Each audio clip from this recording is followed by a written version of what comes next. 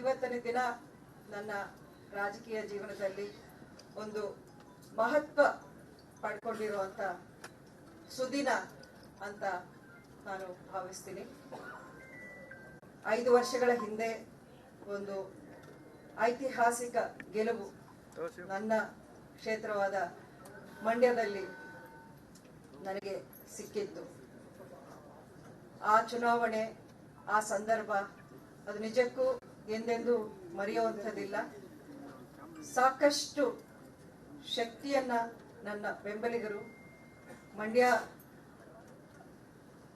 ಅಂಬರೀಷ್ ಅಭಿಮಾನಿಗಳ ಒಂದು ಬಳಗ ನನ್ನ ಜೊತೆಯಲ್ಲಿ ಬೆನ್ನೆಲುಬಾಗಿ ನಿಂತು ನನಗೆ ಆವತ್ತಿನ ದಿನ ಸಹಕಾರ ಕೊಟ್ಟರು.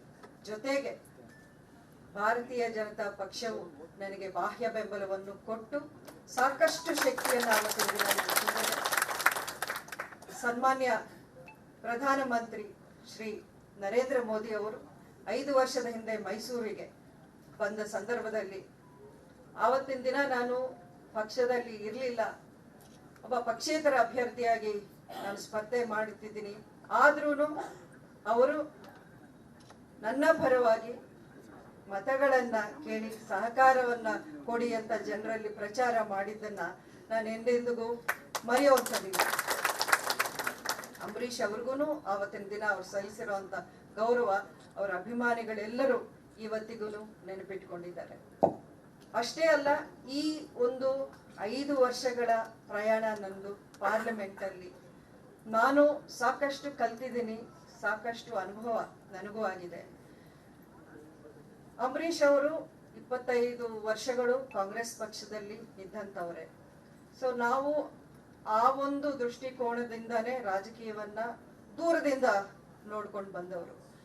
ಆದ್ರೆ ನಾನು ಪಾರ್ಲಿಮೆಂಟ್ಗೆ ಬಂದ ನಂತರ ನನಗೆ ಸಾಕಷ್ಟು ಒಡನಾಟ, ನನಗೆ ಮಾರ್ಗದರ್ಶನ, ಇವತ್ತು ಸದಾನಂದ ಗೌಡರು ನನ್ನ ಜೊತೆಲಿ ಪಕ್ಕದಲ್ಲಿ ಕೂತಿದ್ದಾರೆ, ಸಾಕಷ್ಟು ಮಾರ್ಗದರ್ಶನ ಹಿರಿಯರು ಭಾರತೀಯ ಜನತಾ ಪಕ್ಷದ ನಾಯಕರಿಂದ ನನಗೆ ಸಿಕ್ಕಿದೆ. ಅದೆಲ್ಲದಕ್ಕೂ ನಾನು ಇವತ್ತು ಧನ್ಯವಾದಗಳನ್ನ ನಾನು ಹೇಳಲೇಬೇಕು.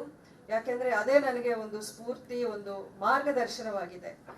ಮುಖ್ಯವಾಗಿ ಹೇಳಬೇಕು ಅಂದ್ರೆ ನನ್ನ ಇನ್ಸ್ಪಿರೇಷನ್ ಅಂತ ಹೇಳೋಕ್ ಇಷ್ಟಪಡ್ತೀನಿ.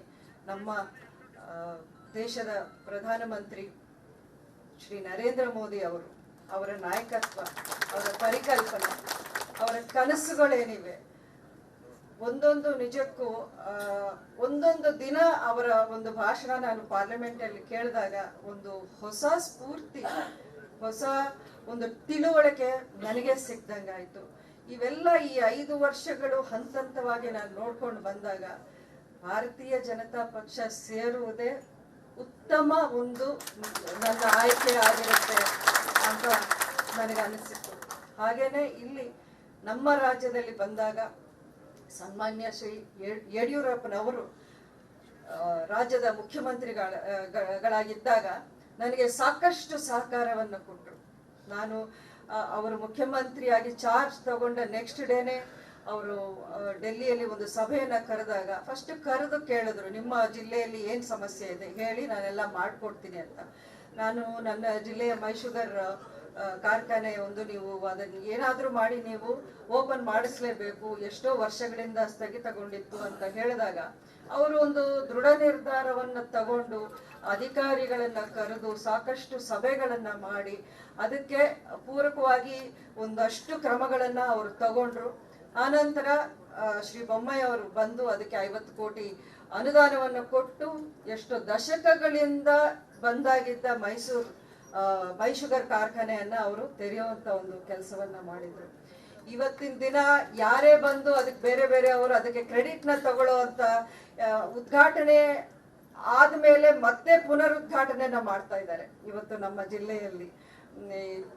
ಇದಕ್ಕೆ ಆನ್ಸರು ಜನನೇ ಕೊಡ್ಬೇಕಾಗತ್ತೆ. ಯಾಕೆಂದ್ರೆ ನಮ್ಮ ಅವಧಿಯಲ್ಲಿ ಅಥವಾ ಬಿಜೆಪಿ ಸರ್ಕಾರ ಇಲ್ಲಿ ಮಂಡ್ಯ ಜಿಲ್ಲೆಗೆ ಕೊಟ್ಟಿರುವಂತ ಕೊಡುಗೆ ಏನಿದೆ ಅದು ಬಿಜೆಪಿ ಪಕ್ಷಕ್ಕೆ ಸೇರಬೇಕೇ ಹೊರತು ಅದು ಬೇರೆ ಬೇರೆ ಅವರು ಬಂದು ಈಗ ಕ್ಲೇಮ್ ಮಾಡ್ತಿರೋದು ನಿಜಕ್ಕೂ ಸರಿ ಇಲ್ಲ ಅಂತ ನನ್ನ ಅನಿಸಿಕೆ.